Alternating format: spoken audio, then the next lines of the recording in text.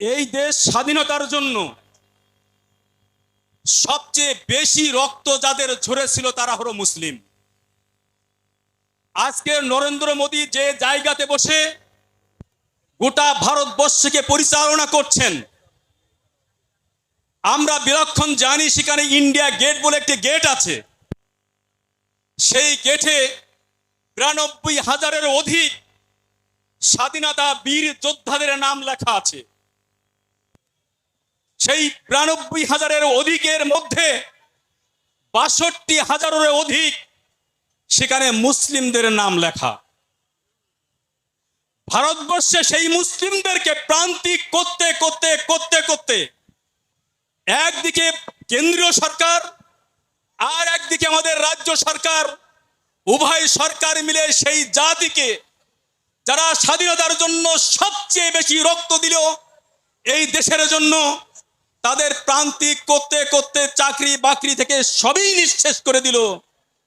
মুসলমানরা একটু ইবাদত করবে, আমার পিতা মৃত্যুবরণ করলে কোন জায়গায় দাফন হবে, সেই জন্য আজকের সেই জায়গাটুকু কাড়ার জন্য যারা আইন আনয়ন করেছে, মসজিদের সম্পত্তি, মাদ্রাসার সম্পত্তি, ঈদগার সম্পত্তি আজকে তারা বেদখল করার চেষ্টা করছে, তার বিরুদ্ধে আজকে আমাদের সবচেয়ে বড় আন্দোলন।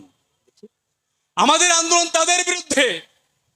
দুঃখ লাগে, বড় পরিতাপ হয়, এই দেশের জন্য মুসলমানরা যতটুকু করেছে, যারা আজকের এই দেশ স্বাধীন যারা শাসন করছে, তাদের পূর্বসূরীদের ইতিহাস যদি আপনারা দেখেন, তাহলে হয় তারা করেছেন তাদের দলদাস হিসাবে তারা মুসলিকা দিয়ে বিজিতের গোলামি করেছেন, নতুবা তাদের জয়গান গেয়েছেন। মুসলমানরা করেনি। অথচ সেই মুসলমানদেরকে আজকের প্রান্তিক করে দেওয়ার কি না প্রচেষ্টা চালানো হচ্ছে, একথা বলতে গেলে দীর্ঘ সময় চলে যাবে, আমি সেদিকে যাব না। আমি মুসলিমদের উদ্দেশ্যে কোনো কথা বলতে চাই না। আমি জিজ্ঞাসা করছি হিন্দু ভাইদের কাছে, আপনারা অত্যন্ত আনন্দের সাথে যে সরকারকে এখানে আনয়ন করেছেন, যাকে কেন্দ্র বসিয়েছেন, তাদের শুধুমাত্র কাজ মুসলমানদের বিরুদ্ধে করা। আপনাদের কাছে আমি জিজ্ঞাসা করতে চাই, আজকের ধরে নেন ৩ তালাক বিল বাতিল হওয়ার পিছনে আপনার কি লাভ হয়েছে?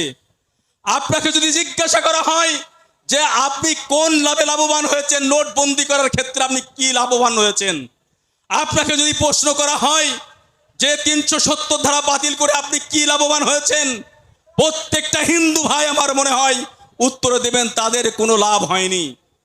তাদের লাভ একটাই, তারা হিংসা ছড়িয়ে, বিদ্বেষ ছড়িয়ে মুসলমানদেরকে প্রান্তিক করে দেওয়ার চেষ্টা ছাড়া আর কিছুই তারা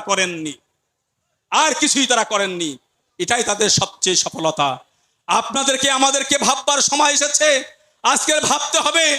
দ্বিতীয় কথা যে কথা বলতে চাই, যে আজকের এখানে যে সরকার বসে আছে, আমি জিজ্ঞাসা করছি, প্রশাসনের অনেক বন্ধুরা এখানে আছেন, আমরা কিছুদিন আগে দেখেছি আপনাদের পুলিশ বন্ধুদের পায়ে দিয়ে মাথার উপরে পা ফেলে চলছে, যাদেরকে মেরে রক্তাক্ত করে দিয়েছেন।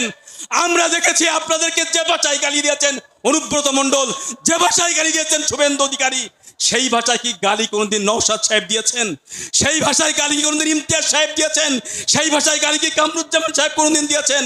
আপনারা তাদের অ্যারেস্ট করতে পারলেন, আর যাদেরকে আপনাদের মা বোন নিয়ে গালি দেয় তাদের বিরুদ্ধে আপনাদের কোনো স্টেপ থাকে না। এটা বেদনার বিষয় আমাদের কাছে। মনে করে নেবেন, বাংলার ওই কয়েকজন ব্যক্তিকে শুধু অ্যাটাক করেননি, যারা বাংলা আপামর জনসাধারণ, যারা বাংলার মেহনতি মানুষের জন্য কথা বলে, নির্যাতিত মানুষের কথা বলে, তাদেরকে আপনারা অ্যারেস্ট করেছেন। এটা মনে রাখবেন, এটা আপনারা কোনোদিন ভালো কাজ করেননি। শেষ যে কথা বলবো সেটা হলো, এই এক শ্রেণীর মুসলমানরা আজকের বারে বারে প্রচার করার চেষ্টা করছে, এই মঞ্চ বিজেপির পক্ষে কাজ করছে। আপনাদের কাছে আমি উদাত্ত আহ্বান জানাই, কেউ এই কথাই বলতে চাইছেন, তাদের আমার অবাক হয়ে যেতে হয়। একজন মুখ্যমন্ত্রীর সামনে এমএলএ দাঁড়িয়ে যখন তার দাবি পেশ করছেন, তখন তিনি তাকে বলছে, তুই তো বোম বাঁধিস, লজ্জা হয় না আপনার? লজ্জা হলে আমি বলতে চাই, এই ফোরাম থেকে যে প্রশ্নগুলো উত্থাপন হয়েছে, আমাদের সাথে আপনারা বসুন। মুসলমানরা অনেক আশা আকাঙ্ক্ষা নিয়ে এই সরকারকে ক্ষমতায় বসিয়েছিল। আজকের আমরা দেখতে পাচ্ছি পদে পদেই আজকে মুসলমানদেরকে প্রান্তিক করে দেওয়ার চেষ্টা হচ্ছে।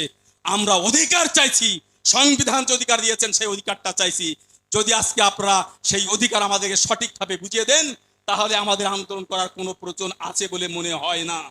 আজকে যে দাবি নওশাদ সাহেব বারে বিভিন্ন জায়গায় তুলেছেন, আপনাদের কাছে আমরা বলতে চাইছি ওই অপপ্রচারটা না করে তিনি যে দাবিগুলো তুলছেন তার প্রশ্নের উত্তর দিলে যথেষ্ট হয়ে যায়। সুতরাং উত্তর না দিয়ে আমরা বিজেপির দালাল নই। বিজেপি যতটুকু দেশের শত্রু, জাতির শত্রু, সমাজের শত্রু, সবই দিক তারা শত্রু, একথা আমরা প্রকাশ্যভাবেই এই মঞ্চ থেকে ঘোষণা করে গেলাম। আমাদের ভারতবর্ষে কেন্দ্রে এক ফ্যাসিস্ট এবং সাম্প্রদায়িক সরকার চলছে। আন্তর্জাতিক একটা রিপোর্টে প্রকাশিত হয়েছে, সারা পৃথিবীর মধ্যে ভারতবর্ষ একটা ঘৃণিত রাষ্ট্র বলে আখ্যায়িত হয়েছে। কেন? এই বিজেপি সরকার কেন্দ্রে এসে বিভিন্ন রকমের কুকীর্তিগুলো চালাচ্ছে এবং সাম্প্রদায়িক দাঙ্গা লাগানোর জন্য আপ্রাণ প্রয়াস চালাচ্ছে। এবং রাষ্ট্রনেতারা যারা রাষ্ট্র পরিচালনা করবেন তাদের মধ্যে অধিকাংশ একটা জানোয়ারের পেশাব আর পায়খানা খেয়ে রাষ্ট্র পরিচালনার জন্য তারা উঠে পড়ে লেগেছে। কিন্তু এটা জানে না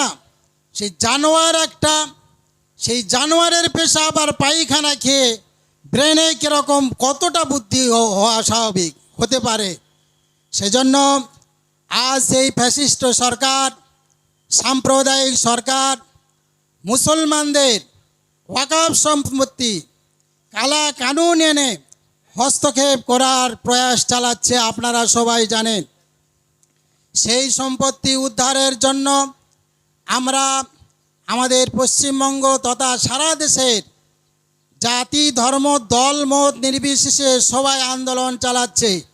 ঠিক সেভাবে আমাদের ভাইজানের নেতৃত্বে আমাদের রাজ্যে বিভিন্ন সংগঠন, বিভিন্ন দল, তারা যখন ওয়াকফ সম্পত্তি নিয়ে আন্দোলন চালাচ্ছে, ঠিক সেই সময় আমাদের রাজ্যের মুখ্যমন্ত্রী মাননীয়া মমতা ব্যানার্জি সেই আন্দোলনবাদীদের বলছে যেখানে ওয়াকফ নিয়ে গুলুগুলি করবেন না, যদি ওয়াকফ নিয়ে আন্দোলন করেন তাহলে তার সবচাইতে বড় শত্রু হব আমি মমতা ব্যানার্জিকে জিজ্ঞাসা করি, আমাদের আল্লাহর নামে নিবেদিত সম্পত্তি, আমাদের মসজিদ, আমাদের মাদ্রাসা, আমাদের খানকা, আমাদের কবরস্থান যখন ফ্যাসিস্ট সরকার, সাম্প্রদায়িক কেন্দ্র সরকার বিজেপি হস্তগত করতে চাচ্ছে, আমরা তার আন্দোলন করব না, আপনি আমাদের শত্রু হবেন। আমি মাননীয় মুখ্যমন্ত্রীকে বলতে চাই, এই যে বললেন আপনি যে আমি তার বড় শত্রু হব আন্দোলনবাদীদের, এটা কাকে সন্তুষ্ট করার জন্য আপনি বললেন? এটা আমাদের প্রশ্ন। দ্বিতীয়ত আমরা বলবো, এই যে পরিযায়ী শ্রমিকরা যখন বাইরে যাচ্ছে, ভিন্ন রাজ্যে তারা কাজ করছে, তাদের উপর বিজেপি শাসিত রাজ্যগুলো তাদের উপরে অকথ্য অত্যাচার চালাচ্ছে। পরিযায়ী শ্রমিকরা যারা যাচ্ছে তারা রুটি রুজির উদ্দেশ্যে যাচ্ছে, পেটের দায়ে সেখানে যাচ্ছে, আর সেখানে লাশ হয়ে ফিরে আসছে। এটা আমাদের মাননীয় মুখ্যমন্ত্রীর কর্ণগোচর হচ্ছে না। মাননীয় মুখ্যমন্ত্রী যদি পরিযায়ী শ্রমিকদের জন্য স্টেপ নিতেন, 24 ঘন্টার মধ্যে পরিযায়ী শ্রমিকদের উপরে অত্যাচার বন্ধ হতো কিনা। সেই জন্য আমি বলবো, যদি আপনি পরিযায়ী শ্রমিক বাংলা বলার জন্যে এই বাঙালিদের উপরে অত্যাচার চালাচ্ছে, আপনি যদি বাঙালিদের উপর প্রকৃত ভালোবেসে থাকেন, পরিযায়ী শ্রমিকদের নিরাপত্তা নিশ্চয়তা প্রদান করুন। আর যদি আপনি পরিযায়ী শ্রমিকদের নিরাপত্তা নিশ্চয়তা না করতে পারেন, আপনি পদত্যাগ করেন, সরে যান। আমাদের ভাইজানকে 1 সপ্তাহ দেন, 1 সপ্তাহ, 24 ঘন্টা নয়, 1 ঘন্টার মধ্যে ইনশাআল্লাহ পরিযায়ী শ্রমিকদের অত্যাচার বন্ধ হবে আমাদের ভাইজানের নেতৃত্বে, এটা আমরা আশাবাদী। সেই জন্য আমি সংক্ষেপে কথা বলছি, সমস্ত সংগ্রামী ভাইদের, আপনারা যারা জান আর মাল নিয়ে সময় নিয়ে অর্থ খরচা করে আপনারা এখানে এসেছেন, সকলের পরিশ্রমের মূল্য আছে।